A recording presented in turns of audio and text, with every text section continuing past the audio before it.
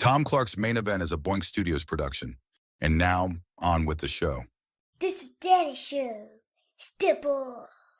Come on, won't you say it loud? Ayo, we gon' turn this out. Tom Clark's Main Event. Drop kick now. Hey, what's up, kids? Welcome back to the program. Tom Clark back here with you yet again on another Friday. Welcome to Tom Clark's Main Event. This is episode number 377, kids. We've been here live and in living color since 2014, and we're glad you joined us. I just realized my background is all wrong, but that'll give me a chance to plug my show in a bit, which everybody here should be happy about. And if you're not, you're going to be, because I'm going to tell you all about it later. All right, I may just tell you about it now. It's a YouTube exclusive show called Tom Clark Reviews, and if you go catch it on the YouTube now, you'll get that awesome Boink Studios background I just had. You see where my head's at today? Nowhere. That's where. Exploding all over the place, just making a mess. That's what it's doing. You're welcome. So yeah, welcome back to the show, kids. As we said before, great to have you. Hope you guys have had a good week. It's been an interesting week for me, challenging to some degree, but you know what? It's going to be okay. I'm going back to the gym again. Quick update. I did 5 miles today and 5 miles. I'm going like Monday, Wednesday, Friday. I need to do more because I got some pounds to lose and I want to get myself back in shape. So, you know, baby steps, kids, baby steps, but we'll get there eventually. We do have a guest on deck here today, folks, but before we bring him on, the same number of people who are here, the same number that have already hit the like button. How wonderful are you guys? Pretty wonderful, I submit. If you haven't, for whatever reason, smash that like button. Do me a favor and take care of that for me. And you can marvel in this monstrosity of a beard I have going. I'm very close to shaving the entire thing off and just letting it grow back in. You know what they say, if you shave it off, the more you shave it off, it'll grow back darker. Wouldn't that be great? My guest doesn't have to worry about that right now, but he will. And when he does, he won't want the beard anymore. Well, maybe he will. We may just have to ask him. Before we say any hellos here today, kids, let's go ahead and bring our guest on. You know him from Hallmark of Greatness and Dammit, Vacant podcast, and also Two Nations Under Ted Lasso podcast. Kids, please join us in welcoming back, great friend of the show, Mr. Joe Higgens. What's up, Joe? Oh, you all right? Yeah, it's good, isn't it? Great. I've got grey. I've got grey in mine as well. Yeah. We don't like and to again, talk about it. Mine's approaching that horrible itchy stage now. Yeah. Mine's not a fashion choice. Mine's just out of sheer laziness that I just hate shaving. So I understand totally. I just grow it in, but it just doesn't grow in properly. Even though I'm like 40 odd years old, I still have big bald patches and stuff. That I don't think it's a racist joke, but what I always heard growing up was you got Native American in you because you got Apache here and Apache there. Oh, I see. Very good. I don't think it's racist, right? Not in the north of England, no. But yes, yeah, very excited to be here. Excited to do some more AEW sort of predictions, really, isn't it? Yeah, it is predictions, of which I'm usually, from the time I started writing about this stuff till today, my ability to predict is atrocious. I'm probably owing lifetime for everything I've ever done, to be honest with you. I think I have come last in every year of Dammit Vacant's predictions for the year. We keep a running tally of everything. Oh, yeah, I'm fairly sure.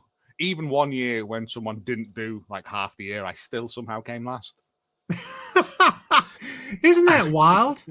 I'm just terrible at it. I go with what my heart wants, not what like my logical wrestling brain says makes the most sense. That's the same. I do the same thing, dude. Because that's what it's all about. It's to make you believe.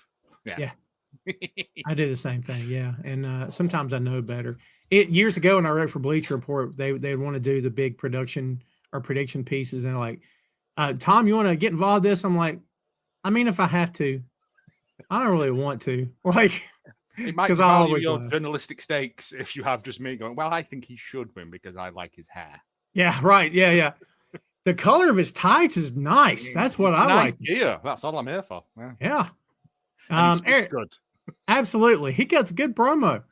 Eric Jackson in the house. Good to see you. Sandy in Germany's here. Maria, good to see you. Maria, while you're on the YouTube, if you've not subscribed to the channel yet, please do so. E is here. Good to see you, my friend. Fernando's subscribing on the YouTube. Fernando's been checking out the brand new exclusive YouTube show, Tom Clark Reviews. It's basically just me talking about stuff. Like I don't do that enough. But yeah. Sandy says, hi, Joe. Hello. Sugar Shane is here. Gray's a sign of wisdom. Shane, I'm going to take that and run with it. I hope you're right. I don't know if you're right, but I hope you are. That's what I'm going to go with. How about that? So as you pointed out there, Mr. Higgins, we are going through today Double or Nothing. And I got thoughts about the company as a whole. I'm going to try to be nice. Some of the booking remains to be very, very odd and sometimes off-putting, but it's silly pro wrestling.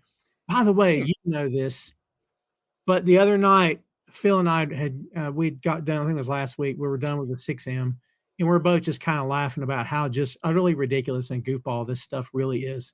And like, you already know that, but like, one of those clips, the clip of Triple H, who was he working when they had the hoods over their face and supposedly couldn't see? Oh, yeah, I saw this clip, yeah, and I was like, I have very little memory of this.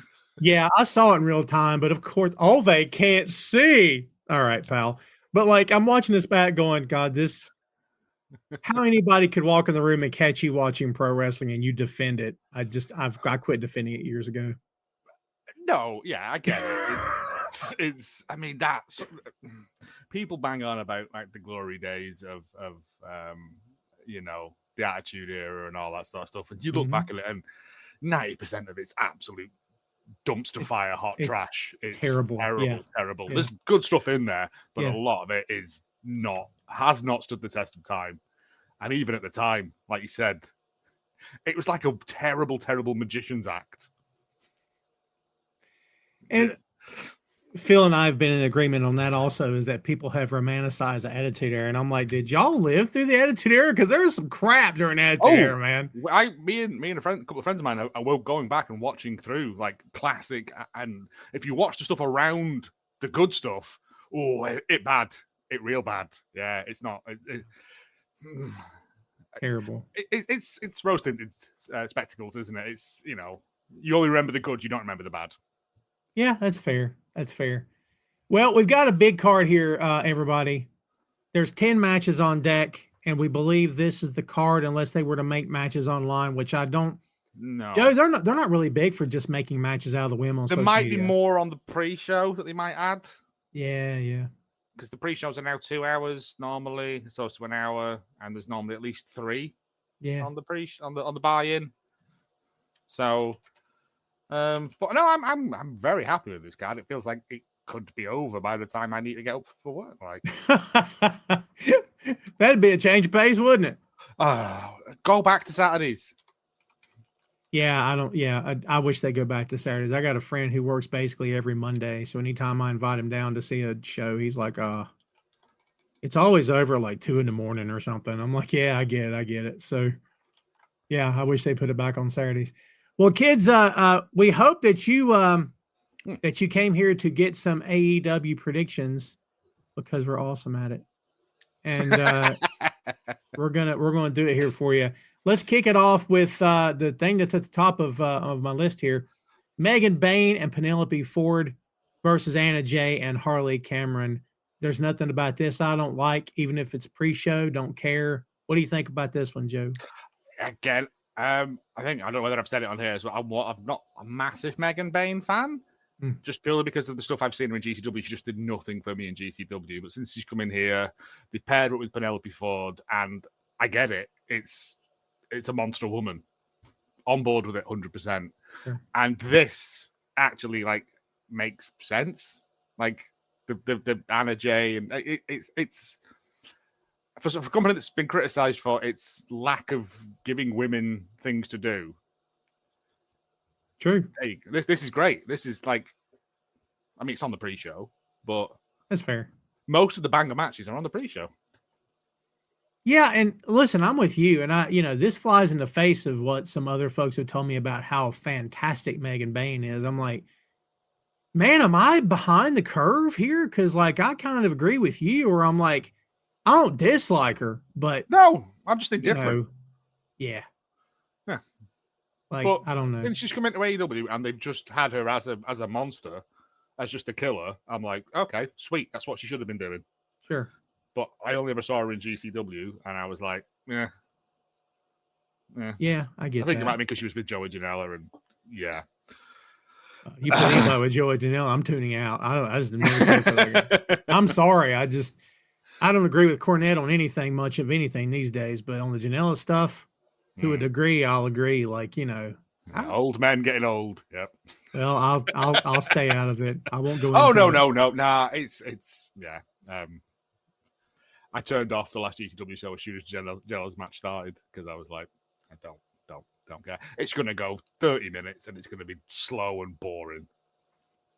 Right. That's what we're here to talk about, though. Yeah, right. Yeah, I'm looking forward to this too. I like Penelope Ford a lot. I watched Penelope on the indie circuit before AEW became a thing, and it's a big statement to make there, Joe. But of all the women they have backstage, I kind of feel like Penelope is the one that just has never been given anything really, really solid and full time to get her over. And like, I really want that to happen for her. I'm trying to think. No. They paired her with Kip Sabian for a while. Yeah. And with Jimmy Havoc and all that. And, well, less said about that, the better. Yeah. But, yeah, she's always been there. She's a solid worker. I think, was she not part of that? The hardcore match they had. I may be wrong. Correct me if I am wrong. Maybe. I don't think she was actually. Now I think about it. But yeah, I'm with you. It's like she's been there. She's a solid worker, and they've never really given her anything to run with. Yeah, and it's a shame because she's great. She is. She's very, very good. And the pairing her with Megan Bain, having Bain as the monster, her as the mouthpiece of it. It's a good pairing, and it's got legs on it. And there's rumors of a women's tag coming to AEW. I don't think it needs it because they can't do stuff with the belts they've got. But I'd be happy for them to take the first belt. Yeah, you know what? I'd totally be down with that. Yeah, for sure. By the way, I'm watching Collision back at the moment. Here's a statement from Mr. Khan and all of his fellow AEW executives. Everybody listen. About time, cop. Push AR Fox. I don't get it. God, Fox is awesome, dude. Are you kidding me? Man, I'm a big AR Fox fan, man. Oh, just again, the people they brought in recently have just like. There was a time, a fair few months back, where I just AEW just wasn't ticking the boxes for me. Everything was, and since we've had the likes of Speedball coming in and stuff like that, it's just okay. I'm not saying you need to keep injecting new blood into it like Dracula, but you need to keep things fresh and mix things up. And yeah, even Ricochet coming in, I was like, loved Ricochet when he was, doing stuff when he's Prince Puma and then just got lost, thrown by the wayside in WWE, and now he's doing some of the best work he's ever done. Oh, I agree. Yeah, I mean, if you can get over people slapping your bald head, then it's easy money, isn't it? You don't even got to do wrestles at that point. Working. Just have them slap your head. That's it. I'll get paid. The goofiest stuff that people hate. The only thing that matters is it working? Does the crowd respond? That's all that matters. I'm sure I must have mentioned this before on this show probably as well. A friend of mine was a UK wrestler in the early 2000s, and coming to the end of his career, he did a bit where he would take a Mars bar out of the wrapper and try and insert it up the other wrestler's bottom, right? And he said it was the easiest thing I ever did. I didn't have to take no bumps, nothing, and the crowd loved it. He said, I should have done that from day one and my knees would still work. Like, wow. I've told this before, but a few years ago, I was behind the curtain with JD Drake at a show, and he was the main event, and he worked another big guy, and they were sitting there. And as you can imagine, his chest from nipple to nipple is just destroyed, as was his opponent. And I got back there. I said, "You all right?" He goes, "Brother, I'm good." He goes, "What'd you think?" I said, "Awesome." And I pointed at his chest. He goes, "Don't feel nothing, man." He said, "My back feels good. My knees feel all right." He said, "I'll take this all day long." And I'm like, that's a good point. Yep. Yeah. Chopping's way easier than doing bumps onto concrete. Yeah. Yeah, wasn't it? I'm sure you've heard this. Like taking a bump, it's like the equivalent of a 35-mile-an-hour crash. I think is what's been attributed to. Really? I think so. Don't quote me, but I believe no, that's I was going to say maybe not, but yeah, it's. I mean, as someone who did one session of wrestling training and then had to spend like a week in an ice bath because, yeah, it's hard and like much. everything, even like Oh, it hurts. Don't put it in that. But yeah, it's tough. It's real tough. I don't know how we got onto this, but yeah, it's me. It's my fault. And then also, like Anna Jay, good to see her back. Kind of sad that when she's no longer with the Dark Order, but the Dark Order seems to have collapsed in on itself, sadly. And Harley Cameron, who everyone loves, quite justifiably. Yeah. The puppet. Like, you've got 4 amazing people on that in this match. And it should absolutely bang. I'm also I normally do one swear on this and I forget, so I'm going to get it out of the way now. It's early. Vest. Right, we're done. Where in the world did that come from? Oh, no, because I always remember, I always let slip later on and I have to apologize. So I get it out of my system now, gotcha. Then I won't do it later on. Yeah. You know what? Again, we get distracted as we do on the TED show all the time, but like it's me.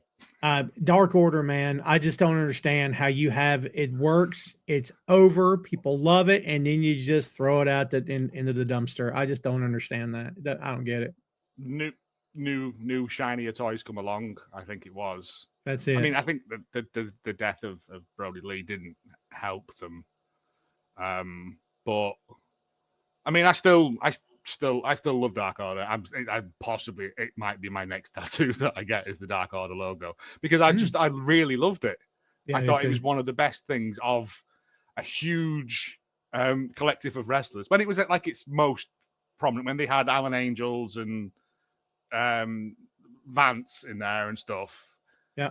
And they had the clubhouse, and I think it's because it was lockdown, and it brought me joy during a very dark period. Yeah, same. And I'll never forget that, and it really did help. Yeah, and I'm sad that now we're not even getting, what are Silver and Reynolds doing at the moment? Nothing. I don't know. Have you seen Brody's kid? Oh, he won the Cluster F in at GCW. That little dude has sprouted, man. He's like 5'11" or something in like a year. I don't know what happened to him. Hormones. Puberty. Yeah, mate. Yeah, man. Freaking nuts. No, yeah. There's a great story about that. He apparently, man like Dries, met him backstage and was like, "What are you doing later?" And he's like, Dries is like, "Oh, I'm in the Cluster F." And he's like, "Do you want to come and watch it?" And he's like, "Yeah, okay. Do you want to be in it?" Yeah. And they spoke to Joey, and Joey's like, "Well, he's winning then."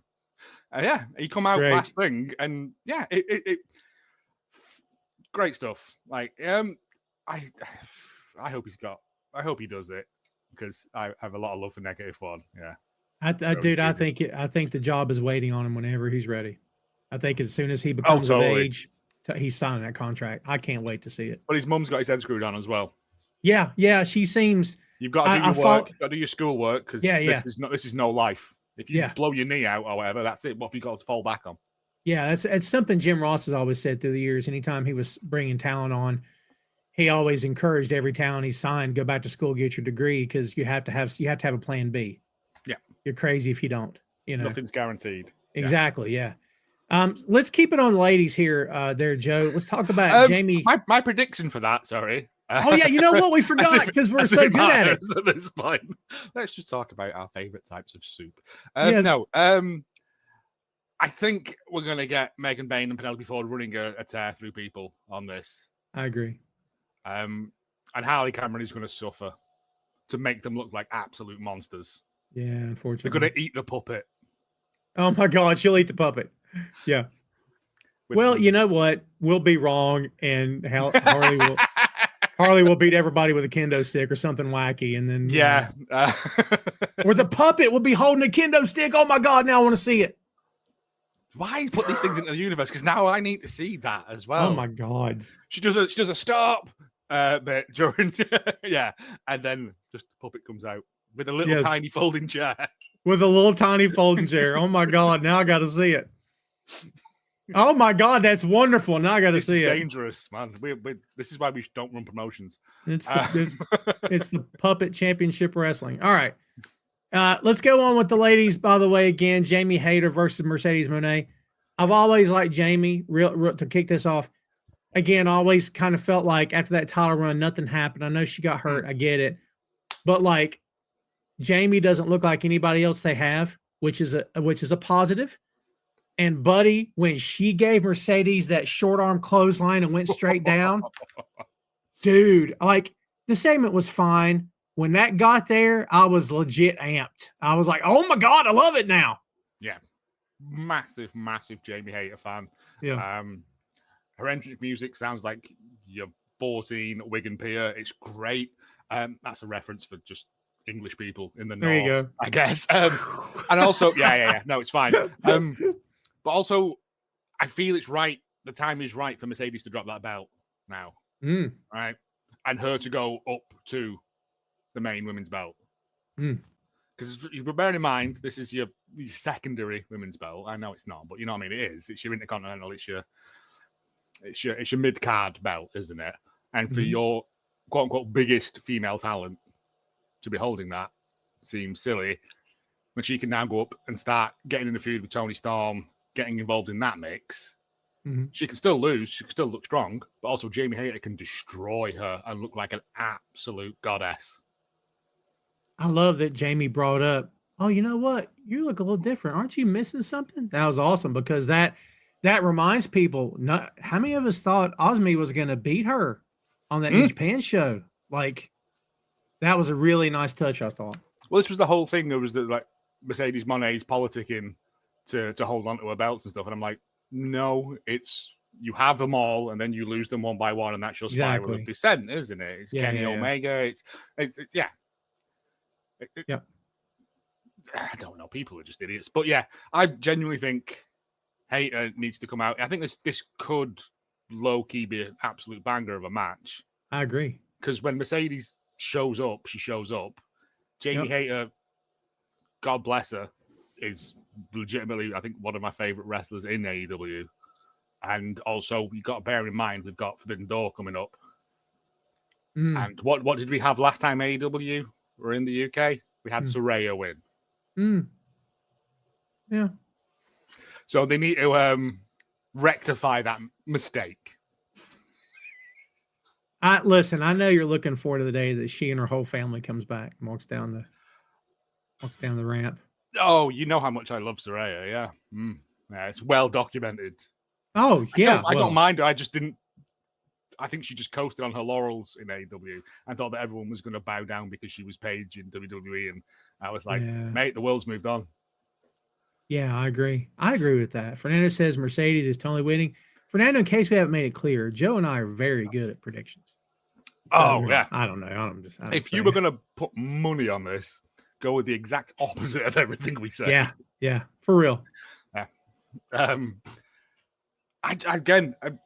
Fernando, possibly, but I think now is the time for her to drop it. She's had it for a long time. She's defended it in great. But there you go. See? Mercedes against Timeless Toni Storm. How much bums on seats is that going to put out there? And I can't say they ruined it, but they haven't done anything that's impressed me yet. I still believe these two should never have shared the screen together until it was time. And when they have shared the screen together, it was effing dumb. So, like, if it's me, I never would have allowed them to even mention each other's names ever until it was time. And they just did it because AEW does stuff like, what do y'all want to do? Well, just go do that. And it's like, all right, but did we think about doing that before we did it? Like, nope. I feel like AEW at times has someone on the internet has said this would be cool. Let's do it. Yes. And it's like, no, you need to think these things through, though. Like, because long-term storytelling, that's what you were all based on for the past 5-6 years, man. There's been these long Hangman's, there's been this golden thread that's ran through the entire thing. Like, it's beautiful. Yeah. And then for you to just go, well, you know, Spooge Lord 69 online says this would be a great idea. Let's do it. Right. And you're like, no. Look at his profile picture. It's an anime lady. Yeah. That kind of tells you what you need to know. And we like anime. We don't like no, it no, that no, much. no, no, Just no. saying. Not enough to get a body pillow. Thank you. Yeah. Well, Robbie, good to see you, my friend. Thanks for tuning in. I appreciate you. I'm going hater on that, but also Oh, probably low key bang with the night. all right. Just so we can one of us get this right, I'm going to go Mercedes. So, by the way, this is the 2025 Women's Owen Hart Foundation Cup Tournament Final. That's a mouthful. I think we forgot to mention that. So, I'm with you. I think this is going to be big. I really can't wait for this. Two pros. My only gripe with it is that if Hater wins, then we possibly could get Hater and Ospreay winning belts at Forbidden Door in the UK, which is too much excitement for British people. We can't Got to keep it low key for you guys, right? They'll be knocking crumpets into the river and all. Yeah, it'll be a nightmare. You guys will be over here. You know, we just flip cars and set the town on fire, and over there you'll be like, oh, we'll just be aggressively tutting and queuing. I was going to say things, through a hat on the floor or something, rolling our eyes and stuff. Yes, folded the arms. Well, that was a great match, wasn't it? But no, of the two of them, I would like to see Hater win it over Ospreay, but that's just me. Interesting. If one person has to win, one person has to lose. I'd rather Hater win it just because I think it's the right time. Whereas with Ospreay, I'm not convinced. But yeah. Fernando says the women's Owen Hart was better than the men's this year. You agree with that? I liked them both, to be honest, but the men's seemed like a bit of a foregone conclusion. Whereas with the women's one, there was like wild cards in there that were like, and also brought me people I hadn't seen before. So it was, again, for a company that get a lot of abuse for not doing stuff with women, the women's Owen Hart's been great. And I'll tell you something. I've said this before on the show many times. You want to know how to book a tournament? Go watch New Japan, because, buddy, you'll watch a tournament like Best of Super Juniors. I'm watching, right? And I can't remember. There's been a few different times, but like you'll watch a match in like a tournament or something. You're like, this no, and then Yano will beat Tanahashi, and you're like, what? Like, dude, they're not afraid to flip the script and just put a guy over. I always love that about that company. Because it's that thing, because it's point-based anyway. Yeah. So they can just lose to someone further down the line or whatever. But it's just that thing of going, oh, they've got one over them. It's good booking. It's good storytelling. I agree. In my eyes, because you don't need to win everything to be strong. I totally agree. Yeah. Let's talk about the Hurt Syndicate. Bobby Lashley and Shelton Benjamin with MVP versus the Sons of Texas, Dustin Rhodes and Sammy Guevara for the AEW World Tag Team Championship. Take this one first. What's your thoughts on this? I've hated all of the Hurt Syndicate MVP MJF stuff that's been going on because, again, not to get on my Bernard Wright on horse, but it harks back to that horrible, misogynistic Jerry Lawler puppies attitude era type stuff at times with it when they brought them women out, and I was like, that work is work, whatever, but I don't need that in there. Like, and also I just don't care about, and this feels very thrown together. I think it was like Dynamite this week when they came out and just went, let's have a match. And it's just so MJF can either betray them or cheat to help them win. That's all this is for. It's a nothing match. And I was expecting more from the Hurt Syndicate, to be honest. I mean, I'd love it if Dustin won, because he's on his last year, isn't he, really? Let's look at it. Like, he said the man looks tired. Yeah. Great shape. Phenomenal shape. Mate. Tremendous. I mean, that promo he cut, wow. I was like, yeah, boy.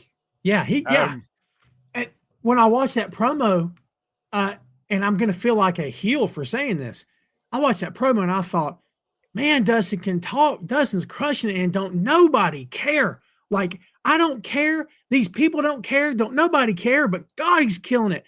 And I'm like, I should not, as a fan of all these years, be sitting here going, God, he can crush it, and I don't care about this. Like, I should care about this, and I don't care about this at all. best to get me Yes. involved in it. And I was just like, but it's literally a thrown together match. Yes, that you guys are not going to win. No chance. No. Right? No. Phew. MJF's going to come out and Dynamite Diamond them, and like, it's fine. I get it. It's putting Dustin on a pay-per-view. Whatever. I would love it to win and just have Dustin retire with all the belts. Like, he's just top to toe in belts like the Michelin Man. Like, I love Dustin. Yeah. But no, he's just going to get. I mean, Mean Gene says it's the first AEW pay-per-view. Why are you not going to watch this one? I think there's some really good matches on this. I mean, apart from this one, the rest of it is absolute fire. Yeah. It might be for reasons you can't watch it. Well, that's true. Sugar Shane says doesn't get the credit he deserves. I agree with mate, you. He does not. But yeah, again, I'll never forget the first time I saw Dustin do a cannonball off the apron. Yeah. About a year ago? And I was like, Dustin, you're 60 years old. Calm down, you lunatic. Yeah. But the man's just like, yeah, I can still do stuff. I can still go. He's got one of the best power slams in the business. He does. Oh, it's beautiful. It's so smooth. Him and Cody are so similar the way they work. It's scary. If you didn't know who was who, you'd swear one was the other. They got that drop to the knees punch and they got that power slam. Oh, dude. I still think Dustin's better than Cody. I don't care what anyone says. Dustin's big and he's rangy, whereas Cody is small and a horrible neck tattoo. Yeah, it's true. I think he'd probably say that too. He tells a story about that tattoo that even he didn't realize how big they were going to do it, but he was halfway through. He's like, "Wait a minute, what?" Yeah, no, that's what he says. No. I swear to God. What? When you go to the tattoos, they put it on like an ink, and then they put it on, and then they go, "Is that right?" And you go, "No, that's way too big." And then they wipe it off and they do it again smaller.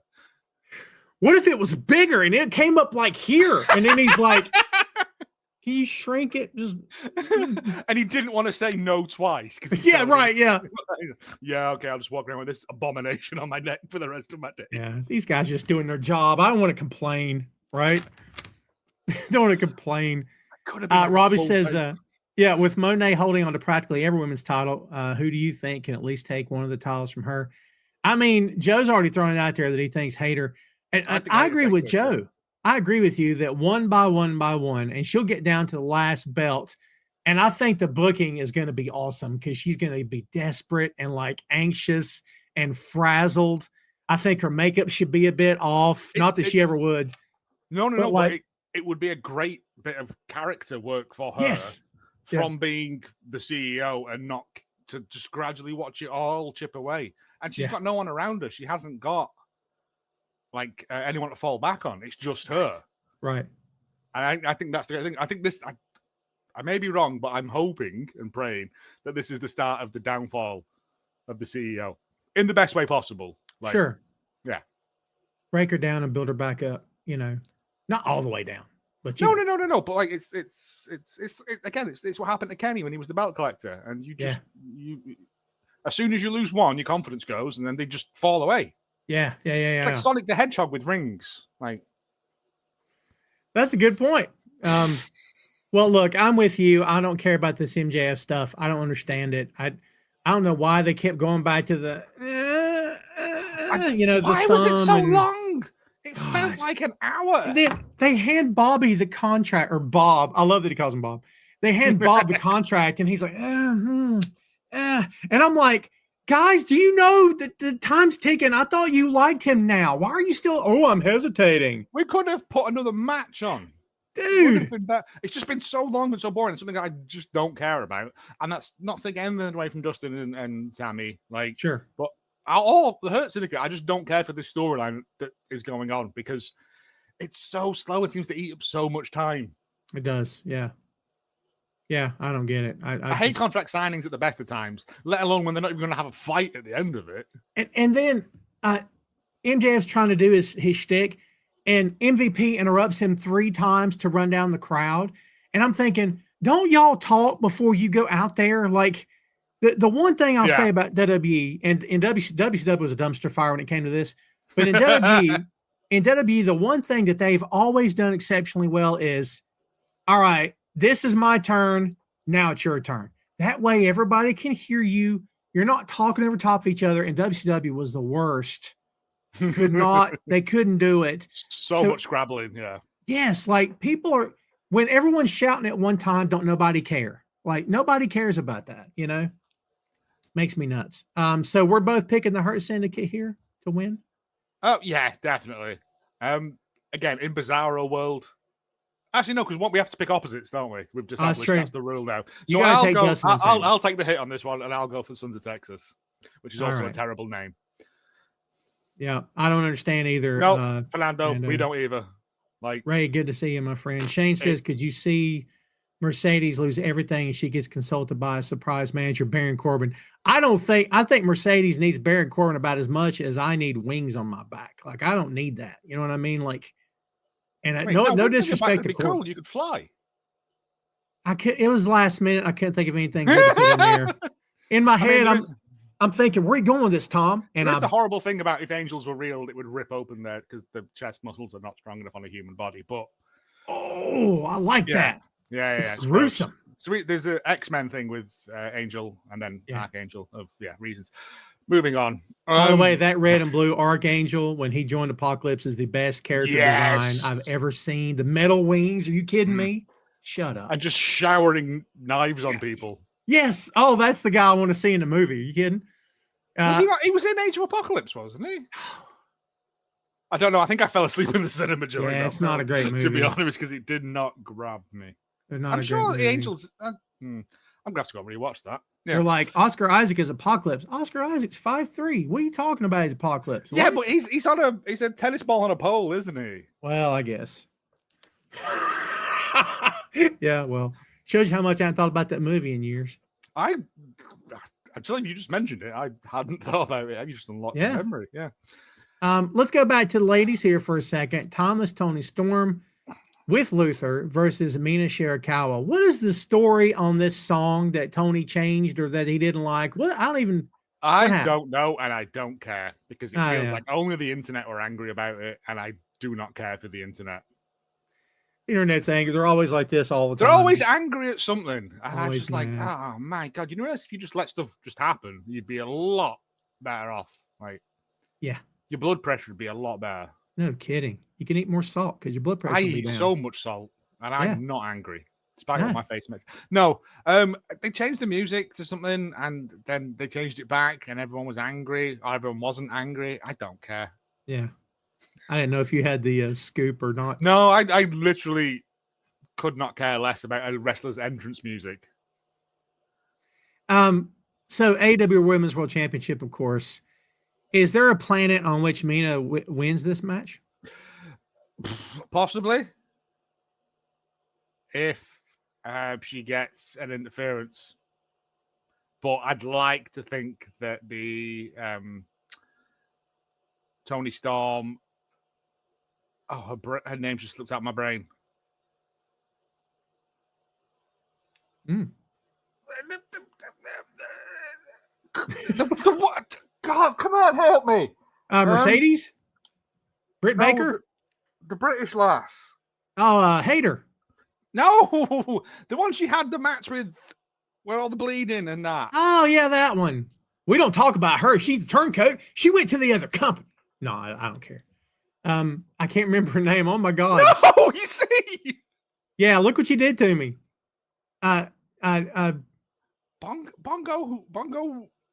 Bongo Johnson. It's Bongo Johnson Jr. Leave around June. Helen Crumpet. Helen Reddy. I don't know. I don't know where that came from. Like, I'm normally better than this, but honestly, it's just completely slipped out of my head. Tony Storm and I don't know. How come I can't remember her name? Look it up. I am looking it up. We got the Google machine for crying out loud. Man, y'all are really about Mercedes right now. Robbie says, here's a scenario. Mariah May. Mariah May. Monet loses every title one by one. Then she gets someone encouraging her to keep a strong chin and keep by Tony Storm. So Tony would step up? Maybe. I mean, that would be quite fun. But Tony has already been burnt by Mariah May, as we've just learned. That's fair. Yeah. So for her to take someone under her wing, under her bosom, I don't think she'd be so stupid to do it twice.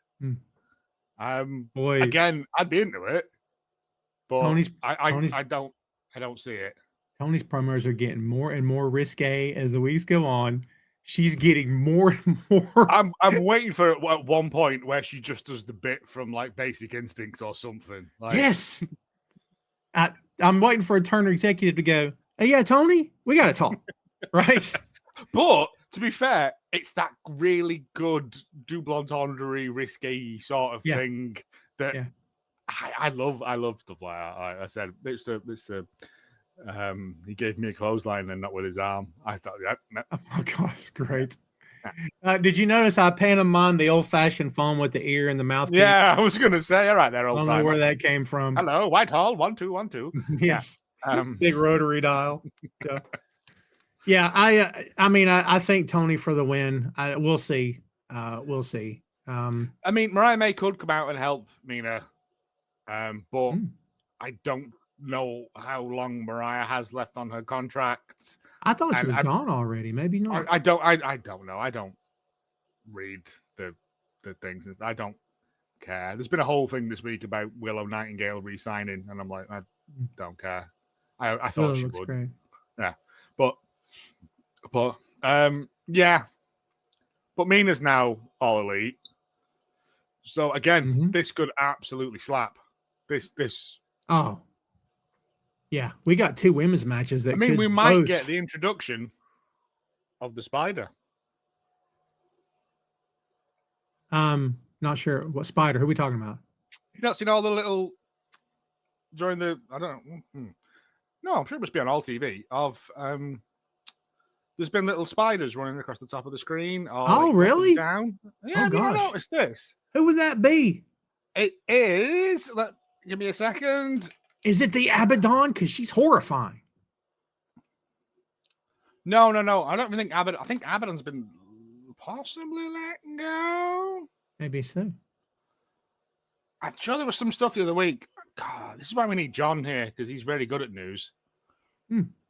Thekla from Stardom. Oh. She's been let go, and apparently, this is what everyone's thinking is, and Japanese. Well, look, I hate to be that guy, but I'll be that guy. Stardom needs to be careful because New Japan's hurting for talent. I wonder what happened. I'm just saying, like, if I'm Stardom, I'm like, y'all need to back on up a little bit, Again, but until we did some digging on it for Dammit Vacant, we didn't realize that like New Japan's contracts are kind of written in the ether. They're kind of like, you'll be here until you don't want to be. We'll renew it sometime in the new year. Now be gone. And everyone just goes, well, nothing on paper? No, it'll be fine. And everyone just goes, right, with nothing actually. Like, so they all just, yeah. Now, that's true that sometimes guys, I think Naito worked without not being under contract, worked some dates. Like, I think Archer on his way out told a similar story. Yeah. It was kind of like, am I leaving? Am I going? Everyone who was left New Japan, from what we found out, is that like they waited for them to contact them about renegotiating the contract, and they just went, no one did, so I assumed I was out of contract, so I signed elsewhere. Yeah. Jeez. There's some but good apparently it was always decisions. kind of in the olden days, it was always done on like, you're going to get re-signed, hang around. But now people are like, there's other options for us. Yeah. Yeah. Crazy. Well, you know what? Just for the sake of being different, I'll pick Mina here. No. I'll take all the hits on this one. You pick what you want, and I'll take the opposites. All right. Well, that works. I'll take Tony Storm for the win. Yeah, Tony Storm's definitely winning, but match number 5. And I don't know why this is happening. FTR versus Daniel Garcia and Nigel McGuinness. What I'm going to say is not a reflection of Nigel at all. No. I didn't understand the Nigel Danielson thing from the moment it started. I had people telling me, oh, this is great because there's so much history. And I'm like, there's a big backstory to it, yeah. Yeah, but Danielson never even addressed him on the air. Why? Like, which I think was done particularly to wind up Danielson, McGuinness. I get your point. Yeah. At some point, Danielson's in the ring cutting a promo. All he had to do was go, by the way, you think I haven't been listening for the past 6 months? You got a problem. You know how to solve it. And then just walk off. I think it was the thing with Danielson was the fact it was just like he's nothing to him. I think that was the thing. I guess. I just no. If you haven't, go back and what I'll send you some links of Danielson against McGuinness in where is it? But there's some horrible ring post abuse in the match. Some drastic stuff. Yeah, McGuinness has got hair at that point as well. Yeah. But no. I always thought that was the point of it, was that McGuinness was still festering on the olden days, whereas Danielson had moved on and forgot who he was, because it was years ago as well. Like, yeah, so like, why even reference it? And then like on top of that, for the nerds, innit? For people like me. And then he doesn't like Tony, but then he defends Tony, and then it's like I don't understand what this is. McGuinness is your color commentator. He's the fair weather fan, isn't he? Yeah, and I think we know that your boy's gonna turn on Daniel. I mean, they made it clear. Did you catch his expression? I know, but I don't want to believe that. Oh, he's turning on Daniel. Daniel said, I'm here to take up for everybody. I'm taking it. And he mentioned his name. What's Magic? What is Daddy Magic? Daddy Magic. He mentioned Magic's name, and Magic went. And the commentators never called the expression. I'm like, oh God, he's going to turn on Garcia Sunday. Like, I mean, because of that, there's no way FTR is losing this in my head. You know, Daddy Magic's too busy having romantic subplots with Saraya. Yeah. Allegedly. Allegedly, really? Wow. She was like, there was they wanted me to do a love story angle with Daddy Magic. That's right. Yeah. And I went, Daddy Magic is a very happily married man. He doesn't need to go dumpster diving, thank you. Oh, listen to that. Did Saraya say that, or did you say no? I wasn't invited to the interview.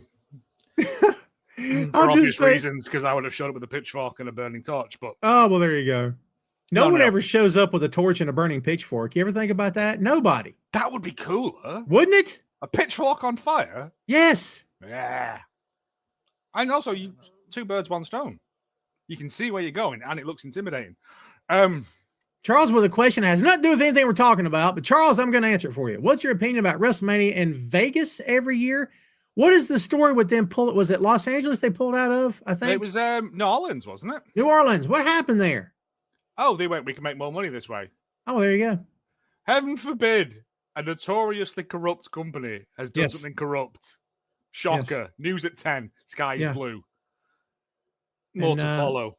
Filled with a bunch of people I wouldn't want to hang out with for various reasons. So. No, I said, man, I've given up. I stopped watching WWE. Yeah. After that roast, after the script of that roast thing came out, I was like, I can put up with stuff, but like, yeah, let's move on. Well, I'm going to say we know whose pocket that company's in, so we'll leave it at that. Yeah. But yeah, I don't know. I want because I don't care for FTR personally. I liked them when they were good, but this heel turn they've done, it just doesn't seem their heart's in it.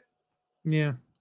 And also like Nigel giving the rub to Danny, like that seems like a pretty good rocket to the moon in my eyes. Maybe. Stop that friggin' dancing. I don't get it. But people love it, mate. Again, I guess. Mars bar up the bottom. You can't. Yeah. I mean, again, I ain't gonna argue with that, but it's weird. But I ain't gonna argue with it. No.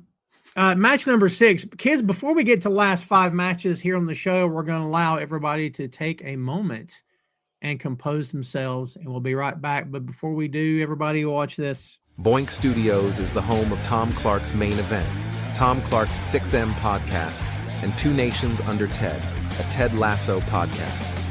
Visit the site today for links to every podcast platform, social media, special announcements, and a lot more. Check out the site and bookmark today. boinkstudios.com. BoinkStudios.com, kids, if you will, go check out that little website and bookmark that sucker as the directions politely commanded that you do. I would very much appreciate that. And again, if you're watching on the YouTube or if you're not watching on the YouTube, check out Boink Studios on the YouTube and be sure you follow the channel. For goodness sake, please and thank you. I turns out I had subscribed, but I hadn't followed or whatever the thing was. So I didn't get the notification through.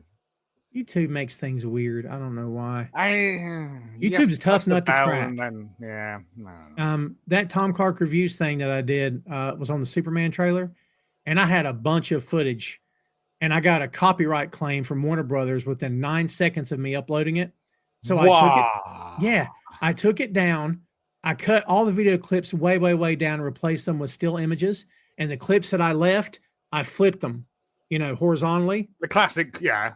Re-uploaded it, no claim at all. It's all done by robots now, isn't it? Yeah. If you change the video or put graphics or put words on the video, just put text, a big far over it, yeah, it'll be fine. But I just thought we're not telling you how to circumvent the YouTube algorithm, but also, nonsense to those guys. Nonsense. My goodness gracious, man. I'm hoping we get a dog. What's he called? The super dog? Crypto. I'm hoping we get a Crypto spin-off series where it's just him going about his day-to-day life. Because does Crypto have... I don't know much about Superman because it's not my kind of comic. Mm-hmm. Superman's kind of boring. But does Crypto have a secret identity where he's just Rover?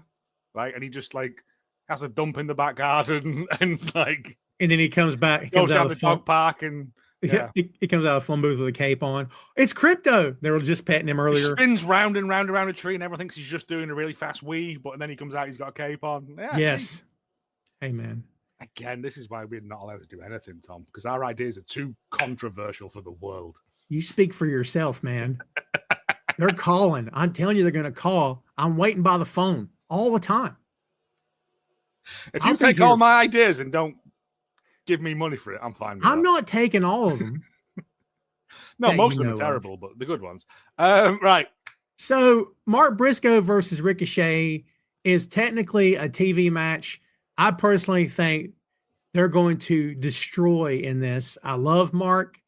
I think they're going to have a fun match. Don't know if it'll be match of the night, but I think it's going to be way better than we think it'll be. It's going to be a stretcher match too. It's the weird thing. If this is actually the running order, to have a stretch match right before the Anarchy in the Arena match feels like really weird placement. Right? It's I'm going to watch two lads knock lumps out of each other with various accoutrements. But then I'm going to be... Actually, it kind of makes sense because I'm going to get hyped up and I'm going to see 7 people do it simultaneously. Yeah. I take it all back. Yeah. Also, Ramp up to the violence by minor violence. Minor violence. And Briscoe pinned Ricochet in that. He did. That was a New Japan moment in a tournament if I've ever seen one. Because I'm like, no way, Mark's winning this. And when he won, I was like, oh my God, he won. This is great. Briscoe is always the New Japan guy in those tournaments. He always gets pins over bigger guys, but never wins. Yeah. But it keeps him on this level, on that plateau of where he should be. I honestly don't know. This is one of those ones that I don't know with, because Briscoe's great. Mark Briscoe's great. If you didn't see as well as the other day, he put out that tweet that was 25 years. Me and my brother have been in the business, and every day I miss you. And I'm like, stop it. Yeah. But also, again, it came to the thing of top 5 tag teams. We did on the Discord thing, top 5 tag teams, and I was like, what, all time or current? Because it's a different thing. But yeah, after watching those FTR Briscoe trio of matches in Ring of Honor, Briscoes are in that top 5, surely. Briscoes are, it's amazing. I still miss Jay, man. Honestly, Jay was one of a kind for sure. It makes you, again, in the other trouser leg of time, if Jay had lived, what they would be doing in AEW now. I mean, they dragged their heels on putting Jay on live TV because of what happened in the past, and Turner couldn't get over it. Like, they put him on ROH, but not on Live Dynamite. And I'm like, I dude, know. you guys have people on your payroll that have done some highly questionable things, not just said things, but done stuff. I mean, Sammy Guevara is still paying his punishment now. Right? Like, yeah. I know. It was just, again, it's the rose tinted spectacles thing I was talking about. I get it. Just like, but I mean, I think Ricochet wins, but I'm going with Briscoe here.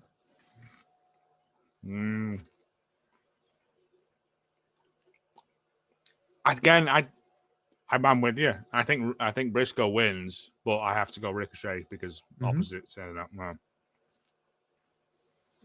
Let's talk about the big honking to do that's next. Anarchy in the Arena. Kenny Omega, Swerve Strickland, Willow Nightingale, and the Ops, Samoa Joe, Powerhouse Hobbs, and Katsuyori Shibata versus the Death Riders, John Moxley, Claudio, Marina Shafir, and Wither Utah, and the Young Bucks, Matt and Nick Jackson. I don't want to see women working men, and it's okay that for everybody, for the last time, everybody calm down. It's okay that they do. It's not really for me. I'm not big on it. Doesn't mean I hate it, but me personally, I don't really need to see it. But man, Marina and Willow only got each other to work through this match. It's probably going to be like 35 minutes or something. Like, at least the guys can trade off and go back and forth to each other. How do you think this again? First of all, this should be a very, very fun match because they always are. But what do you think about this one? I genuinely think what will happen is what normally happens in Anarchy in the Arena is that people will peel away from the main pack, and Willow and Marina will peel away, and we're going to get all those good bits. All right, Faye, we're going to get all those good bits of them in the Dippin' Dots. If we get Willow Nightingale covered in blood coming through carrying a can of petrol, like, you know what I mean? If we get that moment, then I'm fine with it. I get your point about women working men working women. I have no problem with it because it's wrestling and it's not real. Sure. But I know that some people think it is, and it sets some dangerous precedent for them. So I genuinely think that's going to be the plan, is that Marina and Willow are going to peel off, and we're going to get a backstage bit of them going through absolute nonsense together. Hopefully we get into like a soft play area, like something like that, like just stuff. I want to see Willow trying to drown her in a ball pool, stuff like that. Ball pit. Yeah. Like, just because it fits, like Willow's angry stuff, but also her playfulness. Like, yeah, I think that's. I don't think they're going to even factor into the main story of it. Willow might come out and pounce someone off a pin later on, like, right? But I don't think them working each other is going to factor into it at all, because the AEW are kind of afraid to have intergender wrestling, even though it's daft. But yeah, as for the rest of it, I don't know. I genuinely don't know, because there's no belt in that suitcase, in that briefcase. I don't think there is either. I think that belt's gone, and I don't know what the end game is, but this. I've been telling you this for 6 months. I think there's something in that box that they're building toward, and I don't think it's the AEW Championship. But I don't know what it is. I think Darby's got the AEW belt, and he's been up Everest with it. Well, he just posted a picture. They reached the top. Oh yeah. Well done. He again. had the flag. You had the flag out. Yeah. Wow. No. Like, absolute team AEW. Again, he's always said he's AEW until he dies. Yeah. But also, if he's up there with that belt, it makes the whole of this stupid. So they can't do that. Yeah, that's true. I don't know. I honestly don't know. But you know what? My Mox will go to hit Willow. With a yes. Rider. Eddie comes out for the save and then murders Gabe Kidd. I was just about to say, Faye, this is the current theory that I'm on board with 100%. Eddie Kingston is fit. His beard is trimmed. It's fighting ready. Right. Eddie comes back and he goes up to Mox, and he's like, "What are you doing? Why are you being a jerk?" And Mox like points his beard more because he's gone quite Lucifer-y with his beard. He has big time. Yeah, yeah. And then Eddie just backfists him into the Stone Age till he's getting injections in his bottom, like he was in WWE. Right. And I think right. So that's me. I think Team AEW are winning, and Kingston comes back to make the save. So I'm with you, Faye, on that one. I think.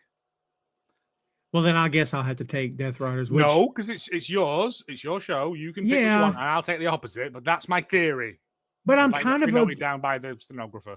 I'm kind of okay going with Death Riders because God, they put these guys over constantly, which is, it's fine. I won't get into all the mock stuff because people got wacky opinions about this. And he's killing. I'm like, what's he killing? What kills AEW on a weekly, nightly, hourly, minute by minute basis is the horrible, god awful effing booking that no one can understand. And it's never, Joe, this entire storyline has been, no. It's one weird thing on Dynamite added to a weird thing on Collision. Next week, another weird thing. And it's weeks and weeks and weeks of really weird stuff. And you're like, all right, like for real quick example, Brody King. Right. And like, Buddy's hurt. It's fine. Got to give him something to do. Now he's tagging with dudes and fist pumping. I'm like, what are we doing? This guy's a killer.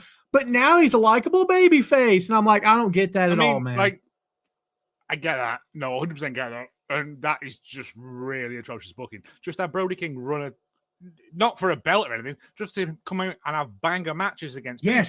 Right?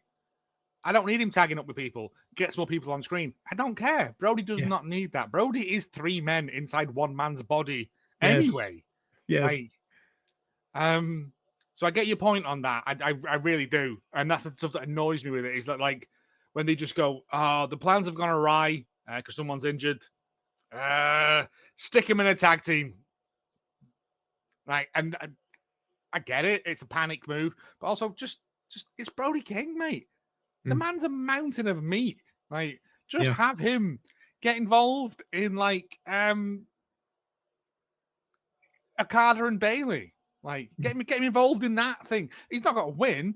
Bailey can kick his head in, right? You know what I mean? But it at least makes him look credible. Like, you know what I mean? Yeah.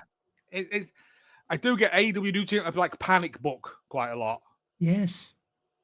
Stuff that doesn't make any sense. Stuff that again I kind of get the Death Rider stuff now they've been doing, and it took so long, and it didn't need to take that long. Yeah. And it felt like they were circling for time because I think Pat got injured and they weren't sure what they were going to do with that. I mean, Fernando, you possibly, if they all, I swear to God, right, Fernando, if they do all of that horrible slam onto the upturned chair like simultaneously, I'll buy you a mango because like. That's the only thing that I remember out of the entire Death Riders thing is that horrible thing that Claudio's been doing to people on the chairs. The rest of it is they're supposed to be Death Riders. I didn't want to cut you off. Me and Gene's like putting us to task. Not to be rude, but you guys have said more. I don't really with your comments on the matches. We're not selling Gene on watching this pay-per-view there, Joe. We've ruined it for her. I don't understand what you mean, Gene. I think she means that we haven't been really excited about anything until the Anarchy match. Oh, I am. Oh, don't get what? Jamie Hayter against Mercedes Moné, absolute banger. Yeah, I agree. Hurt Syndicate, I do not care for. Right? Yeah. Tony Storm against Mina Shirakawa, absolute banger. FTR against Daniel Garcia and McGuinness. There's going to be something there. Something is going to happen. Yeah. Right? And I don't know what it is. Because I don't know. I can't put my finger on it. Briscoe against Ricochet is a main event of a TV show. Mm-hmm. Right? But that's not a bad thing. That's still going to absolutely bang. Yeah. And then Anarchy in the Arena is what was the reason you couldn't watch it, Gene? Sorry. Yeah, she never explained. Yeah. But again, if Death Riders win, then you're good. It makes sense. It gives Darby a reason to come back and take it off Mox. It also sets up for whoever wins against Hangman and Crispy Bill Ostrich. Mm-hmm. Crispy Bill Ostrich. Yes. So yeah, I don't know. I genuinely don't know. My heart goes to Kenny Omega with the return of the Mad King. I'm okay with that. Faye says, so I'm completely feral at the moment because if Hangman beats Will, it'll be Kenny and Hangman on the same side and the Bucks on the other side. I'm chewing the furniture over here. Oh. Interesting. And this is one of those weird comments that like only Tom would get weird about. Only Tom would say Faye, this. though, isn't it? Like... No. What I'm going to say is one of those weird comments like only Tom would, But like they did that thing at the end of Dynamite where Joe's gonna be like, "Oh, we're gonna get you at the end of the night," and the Bucks like, "They ain't gonna get us," and then they get them, and then the Bucks come out on top, and I'm like, "Why did you have to come out on top? You didn't need what?" Again, weird stuff, man. Which makes me then think that Team AEW are gonna win because it's you know what I mean. Yeah, it's the reverse BS. The smart, I know, but the smart thing there would have been to just let Samoa Joe just absolutely pound their faces into the concrete. Yeah. No, I get 100% hear you. Yeah. Also, Faye also said Danny has a new dad. He's mentoring who Brian wanted. Oh, what are we talking about? Right. What? Daniel Garcia. Yeah. Do you remember when Bryan Danielson was going to mentor Danny? That's right. Danny turned on him. That's right. And now Nigel, Brian's nemesis, that Danielson doesn't remember. Right. Interesting. Faye, listen, you should be here for this, mate, because you're way more knowledgeable about this. Gene says pay-per-view doesn't put me in a good place like the others, but I'm a diehard AEW and I know I'll watch it. Don't apologize, Gene. You're allowed to like or not like whatever you want. I don't watch loads of stuff. Yeah. It's fine. So I think we've got our sides picked here. We'll see what happens. Kazuchika Okada versus Speedball Mike Bailey for AEW Continental Championship. I think Okada, of course, is going over, but I love that at least Bailey's getting something awesome to do. I think this is going to be a really, really good match. What do you think? I'm genuinely, I think the opposite. Really? I think they're going to strap Bailey up. Interesting. I like you're taking chances. As you already picked Okada, I have to come out strong. Otherwise, it would have looked terrible. That's fair. No, but also I like the fact that they've presented Bailey as like as a whirlwind of feet. But Okada is going to kill him to death. Again, just use that Kevin Owens thing. He's got no shoes on, stand on his feet. There you go, you've won. Yeah. Right, yeah. But no, I like the promo. The weird promo that Okada cut on Dynamite, where he said, or is it? And he walked away, and then he came back, and I think Renee thought he was going to say bitch. He went like he was teasing saying it, and then changed it. And I was like, I love like just bizarre Okada. He is bizarre Okada, yeah. No, but again, I've said this about 9 times now, but like this is gonna slap. Like, yeah, you're gonna got Okada trying to do like New Japan stuff, and Speedball just flipping about the place. It's gonna be great. Interesting that you believe. I mean, Okada has yet to be pinned in a singles match since he came to that company. I don't think Bailey's. So was Speedball. I don't think that was the point. That was the point they made. Was that Speedball hadn't been pinned since he's come into the company. Yeah, although he has been in multi-man matches that they've lost, I think, but he didn't eat the pin. So, but yeah, no, it's again for a match that is kind of not thrown together, but has had a very, very short build to it. I'm very excited to see it, just because I never thought I'd live to see a day where Kazuchika Okada and Speedball Mike Bailey had a wrestling match on a pay-per-view that I was allowed to watch. Like, again, it's the singularity, my friend. It's It is. the all wrestling companies eventually working together with each other one day.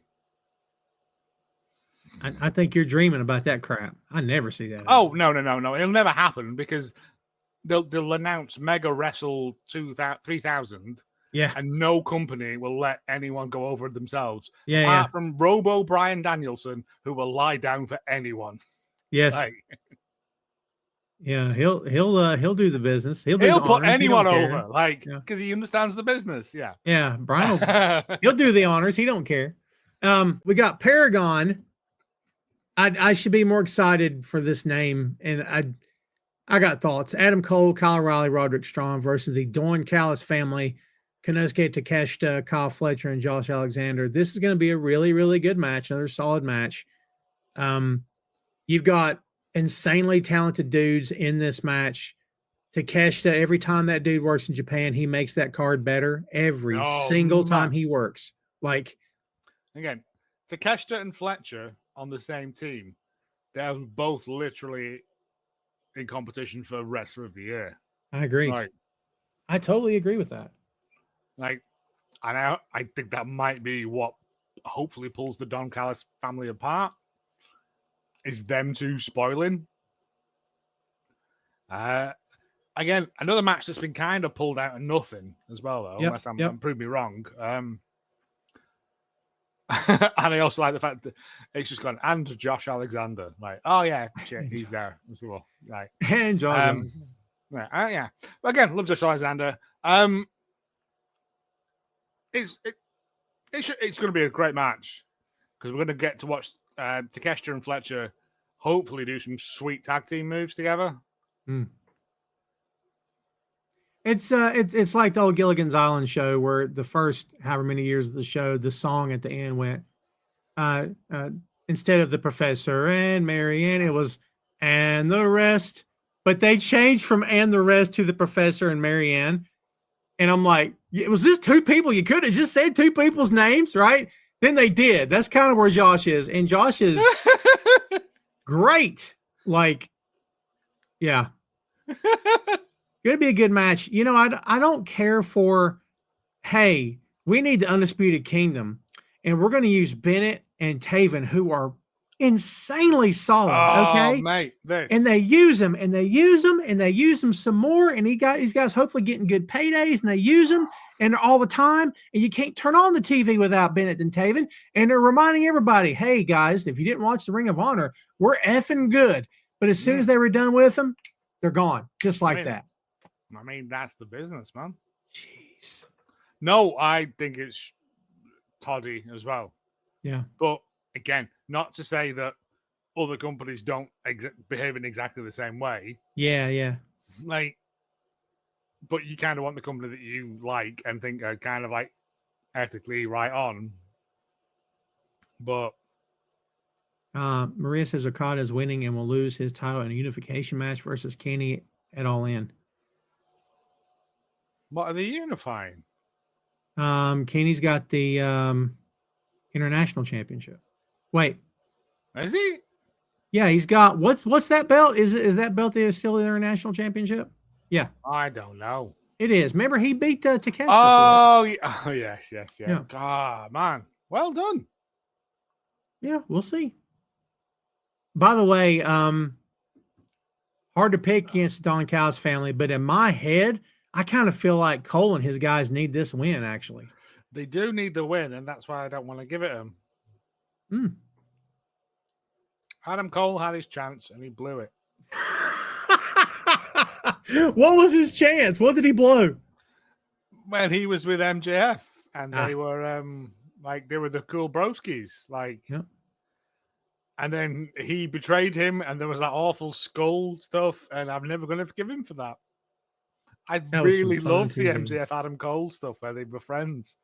And yeah, Adam Cole's dead to me now. That was some fun TV. It was great.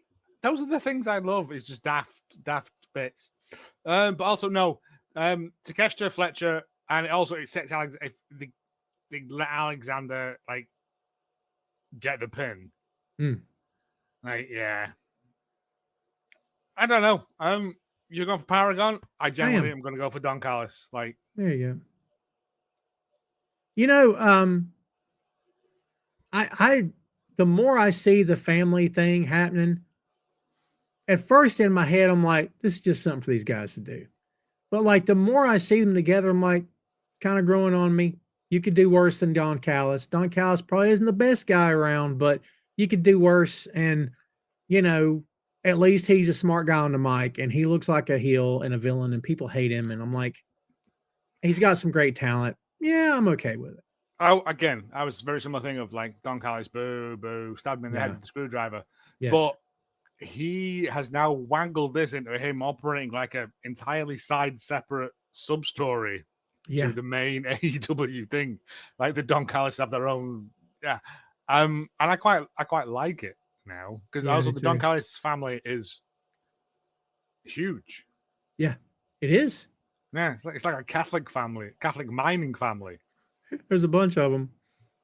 Yeah, Fernando says it's pretty stacked. Boy, you're right about that.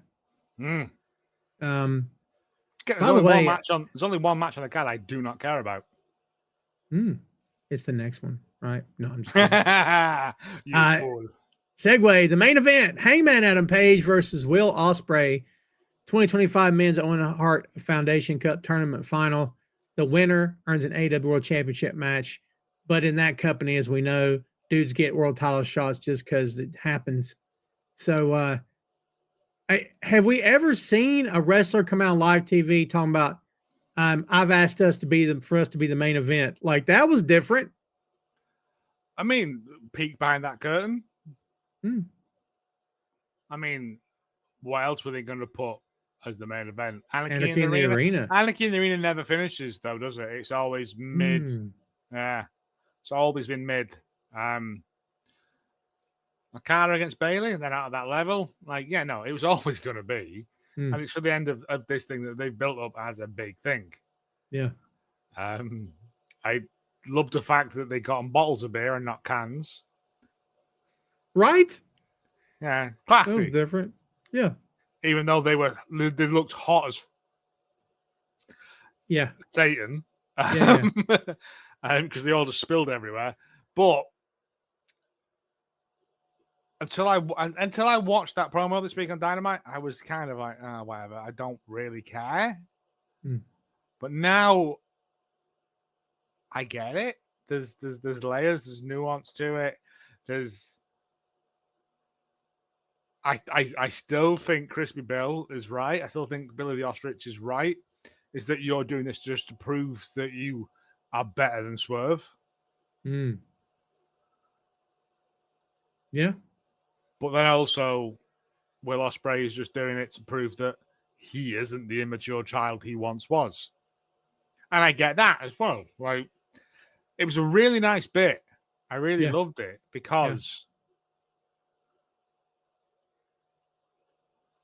I mean, genuine reasons for both of them. You're right, and it makes sense. I'll say this: if Ospreay wins, if Page wins, do I see Page walking into Texas beating Mox? Not necessarily. Do I see Ospreay walking into Texas beating Mox? Yes, I do. And maybe I'll be wrong, but I think Ospreay for the win. Ospreay beats Mox because we've been saying for a long time, where is the Death Rider stuff going? Nobody seems to care except us and some people online who yell and scream every week. But like, I mean, it's whatever. But you know, again, I always, as I have said ad nauseum on this show and on other shows too, if you tell me we're taking the title off the world champ, I don't care what the company is, then tell me what's next. Give me a good reason, because you're talking about the world champion. In this case, I definitely see reasons. I see Will beginning a new chapter for this company. I don't mean He's like got from the people coming for him. He's got everyone going for him. Yes, exactly. And like the fans love this guy. He's endeared himself to them. I don't know. That Dynamite, they were very split between him and Hangman. Well, it's Hangman though. I think I know, and that's the thing. It's Hangman. It's though. tough. That's the thing. Is that it's Hangman? Like because Hangman is all of us. Hangman is an insecure person. Like he's a fundamentally flawed person. He is. Yeah, and the only time he was ever at his happiest was when he was with the Dark Order, where they treated him as an equal, as a friend, as a loved person. It's true. I know it's true. Them all coming out on in this TED stage Talk. with the purple bandanas around their face was one of the coolest things I've ever seen. It's literally in my YouTube saved entrance, saved videos, because I watch that sometimes and just have a little cry to myself. And that video they played before the match, you don't have to wear a hat. They've got him. Cowboy. Oh my god, it's great! I know it off by heart, Tom. I've seen it so many times. Because it was when Dark Order were the most powerful, and they could have done so much with them, and they just didn't, and it hurts my soul. I totally agree. Again, snatching defeat from the jaws of victory. That company's done that a time or two for whatever reason. Yeah, insane. So, kids, there you have it. There's your card. I picked Ospreay. You're stuck with Paige unless you want to pick Ospreay. We've done opposites, so I'm going to have to deal with opposites. I'm happy with either of them. I just don't think winning the belt is going to bring Hangman the happiness and peace he needs. I think it's just going to exacerbate his problems even further. Mm-hmm. Yeah, I agree. Character development. Again, the thing where they said, like, if I win, I hope you've got my back, and if you win, I'll have your back. And I hope that plays out. Yeah. Either way. I again, for a thing, I was like, I'm not a big fan of promos that take 4 hours to get along. God, that top man. But for that one, I was like, okay, by the end of it, I was like, could have been tighter, but I get the point of it now. Both of them want it, and it's going to come down to who wants it the most. And it's going to come down to a wrestling match. Yeah. Going to be no shenanigans, no monkey shines, no chairs, no barbed wire. Just going to be who is the best wrestler in that ring. And despite the fact you've already picked Will Ospreay, I think it's Will Ospreay, but I will take Hanger. Hangman looks like my year 7 woodwork teacher now, with that little moustache and his hair. Right, yeah. Mr. Hillcock, respect if you're still out there. That's fun. Well, if they're gonna have competition for best mustache, you got Dax Harwood over there with that jet black, state trooper mustache he's got going on over there. You know what I mean? It feels like he should be walking up to the side and tapping on the side of my car. Yeah. You know how fast you were going? Not fast enough to I'm outrun not you, waving a apparently. club like your partner, though. Yeah, not fast enough to outrun you, apparently. I think it's going to be a good card. I think there's plenty here to get excited about. Apart from the Hurt Syndicate and Dustin match, every other match on there, I'm excited to see. Which is rare for an AEW pay-per-view. Because normally there's a Chris Jericho match on there as well, which I couldn't care less about. But for some reason, he's trapped in a vortex or something at the moment. A whirlwind, a tornado, a downward spiral. But yeah. And it's a tight card as well. It is. 10 matches. Because we don't get all the adverts for Slim Jims and stuff in between. Oh, God. We'll get a little promo package in between to tell you, all right, this is the next match and this is what's led up to it, which is great. But yeah, I'm very, very excited for this. I bought it today. I gave Triller my money, even though apparently Triller is suffering financial losses, so I might not be able to see it come Sunday. Fernandez says we get a little sick of therapy with Hangman. Hangman is all of us. He's all our collective therapy. You know what? I do not hate that comment. I can completely see what he means. Like, I can't say I'm with you, but I can completely see where if they were to do this another few weeks, at some point, someone's going to go, all right, you know what? That's enough. Freaking get over it. But no, I totally get that. I respect his comment. No. I'm with him on that.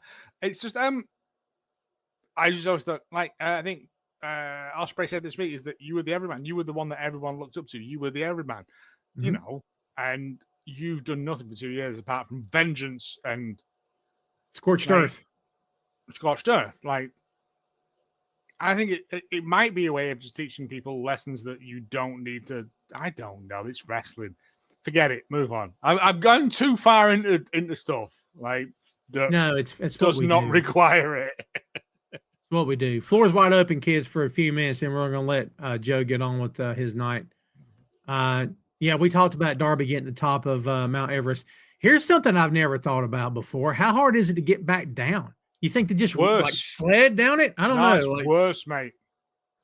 As a man who's that. been up 2 mountains, coming down is the worst because it's downward and your feet do that flap thing as they walk down. Yeah. Yeah, man, it hurts way more than going up. Genuine, like, yeah. He is not going to be. If he's there for Double or Nothing, they have rescued him by helicopter from a base camp somewhere. Yeah, there's no way. And also, he wouldn't let that happen. He's going from top to bottom because he's a boy. Yeah, and also, I would imagine Darby's. It seems like a smart guy. Like he's probably got a physician or two saying when this is over, you need to do X, Y, and Z. You need to give your body a chance to whatever. Like yeah, at that and then altitude, he's just going to go, yeah, drink a Monster, and then do a kickflip out of that doctor's window, isn't it? Like off the doctor's desk out the window, right? Steals his diploma off the wall as he goes. Like, uses it to break the window. I think there's a thing of like altitude adjustment that you You have to like get back into. But I think Darby coming back. Oh. This is off topic. You can finish, Joe. Oh, Darby coming back. His facial hair was on point, and he was just a hot mess. Mm-hmm. Ooh, trying to think of good wrestlers with good facial hair. I'll go Harley Race because Harley had the beard that Triple H effing stole years later. I'm a big fan of like the Steiners with their bleached beard but dark goatees. Scott Steiner, yeah. Like, you've got to be a powerful man to have that much confidence in your facial bleaching. What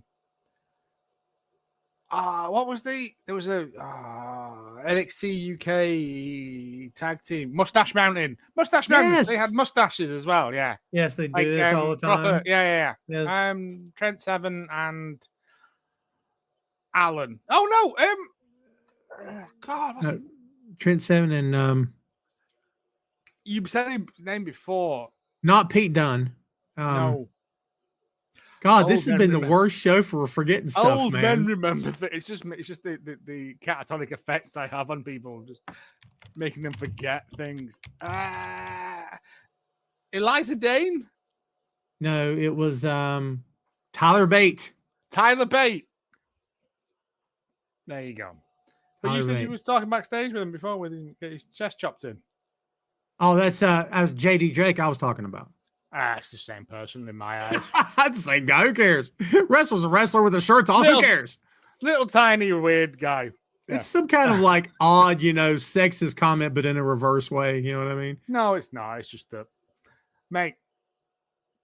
For Dammit Vacant, I kind of write fun little adverts for things sometimes. Like, and I did one this week, and I wrote a thing called Joe's. What was it? Joe's Generic Wrestling Intro Music Store. Right, and I recorded it, and I did all the bits, and I put it all together, and I listened to it, and I went, "This is just hurtful." Like, it was just horrible, and I hated myself. That I thought it was really funny when I wrote it. Mm-hmm. Are you a bald wrestler with a beard and some tattoos? Why not have as your intro music? It'll tell people that you're going to do a lot of wrist control, right? And I thought it was funny. But I listened back to it. I thought it's just hurtful, because I can't do it. I can't comment on people doing wrestling. Like, I'm not allowed to comment on them, on their abilities, right? That I am in a fan sense, but not in a musical sense. No, I get it. Not at a high level. No, yeah. I thought I genuinely laughed when I wrote it, and then I played it back and I went, I'm so ashamed of myself. Interesting. Are you a spooky boy who wears makeup? Why not have new discordant chords as your intro? This means we're going to get you walking around the ring for 27 minutes while your girlfriend stands there. Like, that's right, on point. I think that's what hurt me, was that it was too on point, and we still need to get people on the podcast to talk about wrestling and stuff. And it's not just the big joke. Anyway. Gene says, worse, the vaudevillains. I liked the vaudevillains, man. To be fair, Gene, that's who I was thinking of, was the vaudevillains, who were terrible. Really? You didn't like them? I like the act. I love the act. I just... where'd you go from there? Yeah, you can't. No. You can't really. What are you going to do? Yeah. What are your thoughts on Doomsday and Secret Wars being delayed? Here's what I'll say. Just get it right. And just because movies are delayed doesn't necessarily always mean there's any kind of issues. Sometimes things just happen. Maybe they're shooting on location and they had to move. Maybe, to be honest, sometimes people actually get ill on sets and they have to, shooting schedules change, and maybe someone's coming out of a project. They need a couple of months to get done with that. It could be anything, really.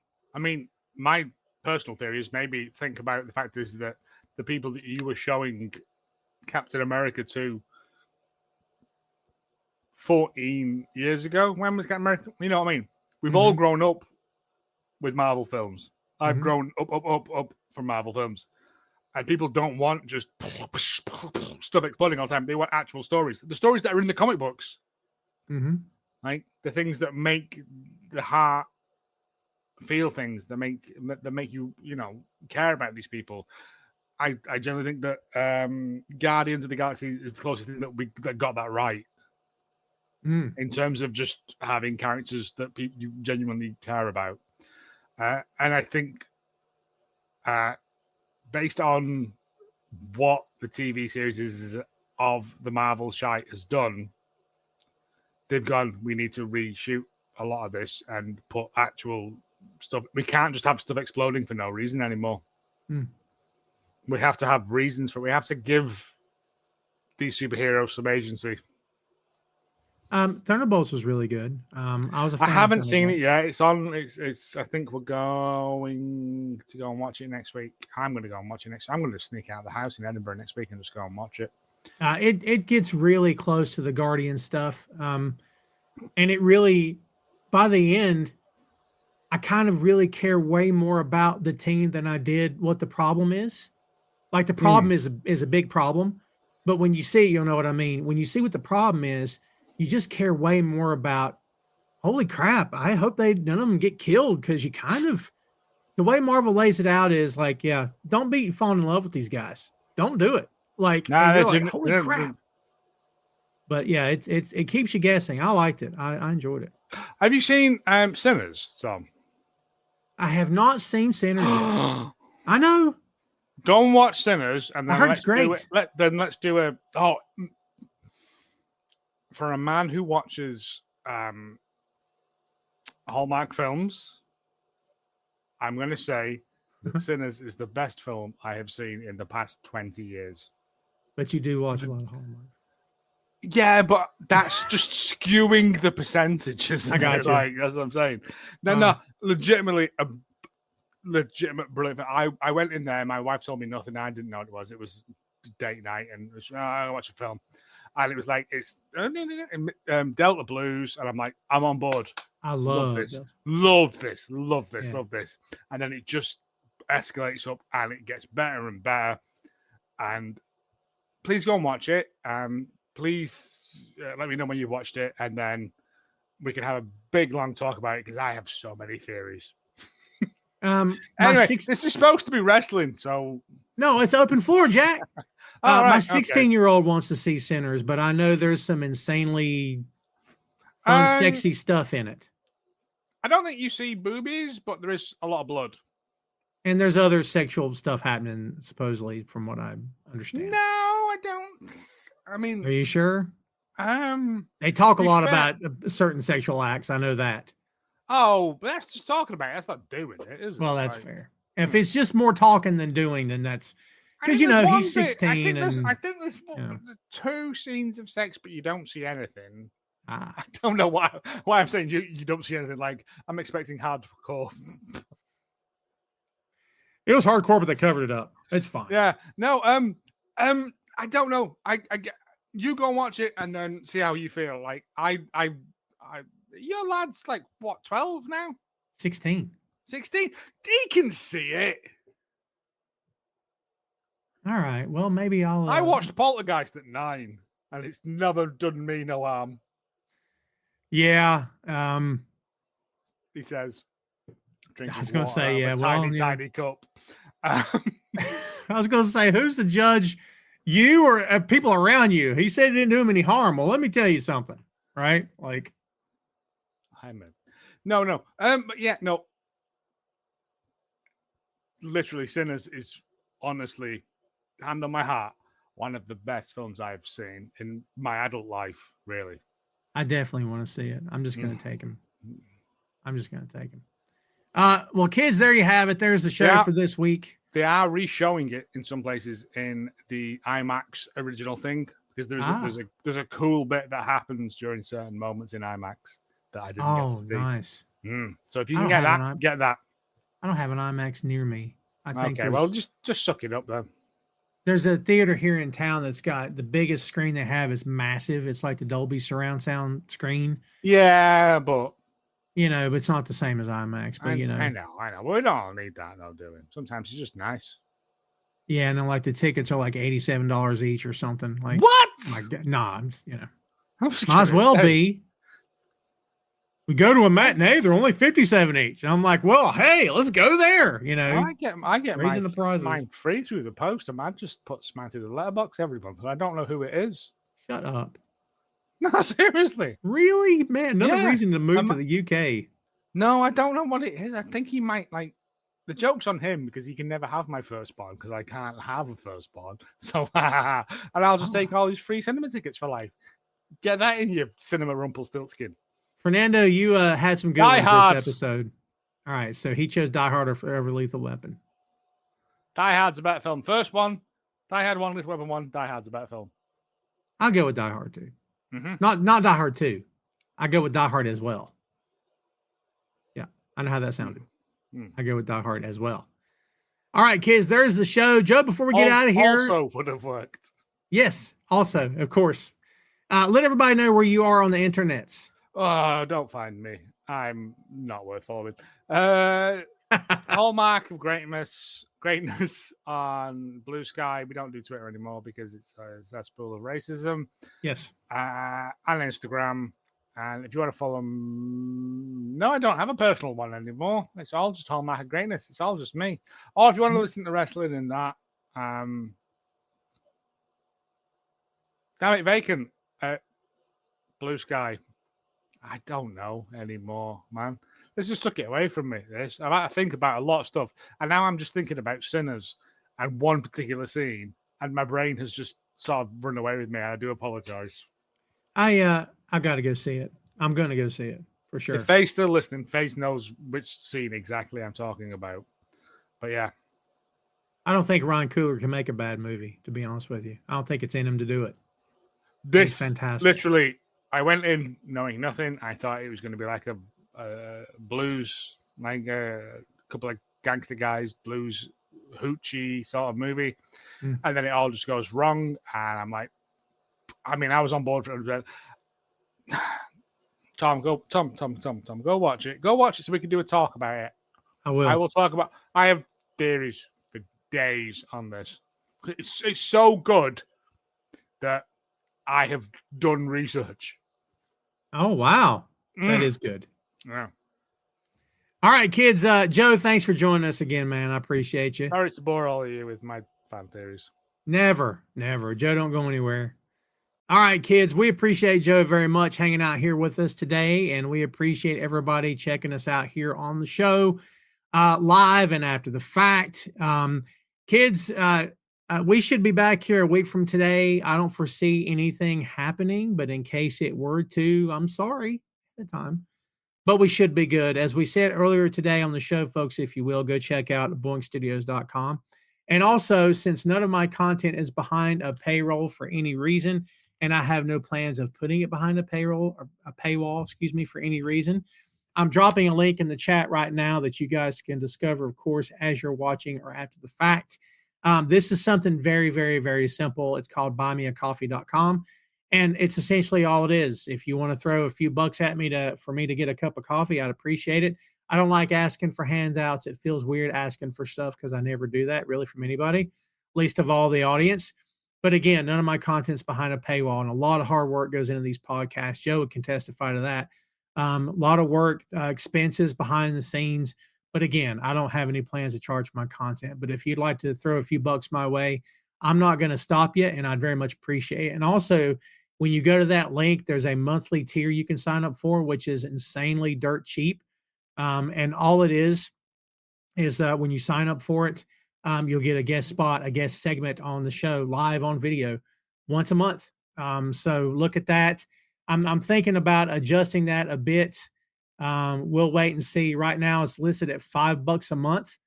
To me, that's a deal. $5 a month is, of everything everything costs money. Don't get me wrong. I'm not trying to belittle anything for anybody. I understand what everybody's going through. Trust me, I know. But again, a little bit of help here and there in terms of a cup of coffee is appreciated. I'll give you a shout out on the show too. That's all I got for you, kids. Thanks again, as always, for hanging out with us. I very much appreciate you guys always supporting the show, supporting all the podcasts. Be sure to check out Tom Clark's 6M podcast. New episodes drop every Tuesday, so be on the lookout for that. We're reviewing an Outcast album, Stank On Ya, coming out Tuesday. It'll be me and Chris Patton. That should be a fun show. And also be sure to check out Two Nations Under Ted Lasso podcast. We've reviewed all the seasons of Ted Lasso, Joe, myself, and Jay Luft. Fun times to be had by all. Please go check it out. And also Tom Clark Reviews. It's a YouTube exclusive only show. That's it, kids. No podcast platforms, not Facebook, not anywhere else but the YouTube. It's another reason to follow Boink Studios on the YouTube today, kids. Again, thanks so much for hanging out with us today. I appreciate you quite a bit. We'll see you next week, folks. And do me a favor, have a great weekend. We'll see you next time, kids.